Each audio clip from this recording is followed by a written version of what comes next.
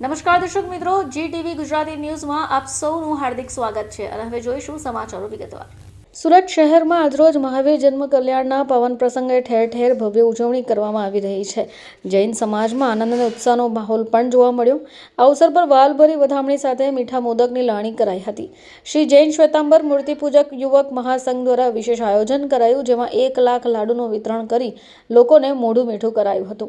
18 વર્ષથી સતત લાડુ વિતરણ કરી આ પર્વની ઉજવણી કરાઈ છે। આ દિવસ દરમિયાન શહેરના વિવિધ વિસ્તારોમાં અલગ અલગ સંસ્થાઓ અને મંડળો દ્વારા પણ ધાર્મિક અને સામાજિક કાર્યક્રમો યોજાઈ રહ્યા છે।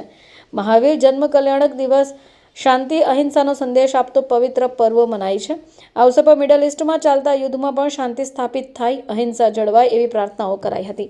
ઉજવણીમાં જૈન સમાજના અગ્રણીઓ, પોલીસ અધિકારીઓ સહિત મોટી સંખ્યામાં નાગરિકો ઉત્સાહભેર જોડાયા હતા।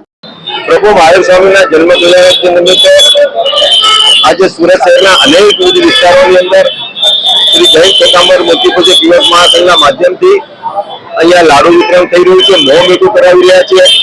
સુરત શહેરમાં છેલ્લા 18 વર્ષથી આ પ્રકારના આયોજનો યુવક મહાસંઘના માધ્યમથી થઈ રહ્યા છે। હૃદયની અંદર એક જ ભાવ છે, ભગવાન મહાવીર સ્વામીના જન્મ કલ્યાણક નિમિત્તે ભગવાનનો જે સંદેશો છે, અહિંસા, શાંતિ, કરુણા, સદભાવના, એ તમામ જન સુધી પહોંચે, આ દેશની અંદર પહોંચે અને વિશ્વમાં જ્યાં આજે હિંસા આચરી રહી છે તેવા સંજોગોની અંદર અહિંસા સ્થપાય અને હૃદયના અંદર કરુણાનો ભાવ પ્રગટ થાય એવા શુભ હેતુથી આજે તમામ પ્રજાજનોનું મોં મીઠું કરાવ્યું છે।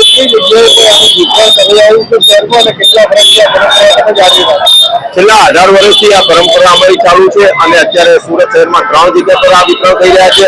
સ્ટાર બજાર બ્રિજ નીચે પાલમાં, Sargam shopping centre Parle point અને રેલવે સ્ટેશન પર આ પ્રકારના આયોજનો અત્યારે હાથ ધરાય છે। આ વખતે કેટલાક પ્રસાદનું આયોજન કરવામાં આવ્યું છે, કેટલાક દિવસની કામગીરી ચાલુ કરવામાં છેલ્લા 7 દિવસથી આ પ્રકારની કામગીરી ચાલતી હોય છે અને આ વખતે 1 લાખ કરતા વધારે લાડુનું વિતરણ થઈ ગયું છે।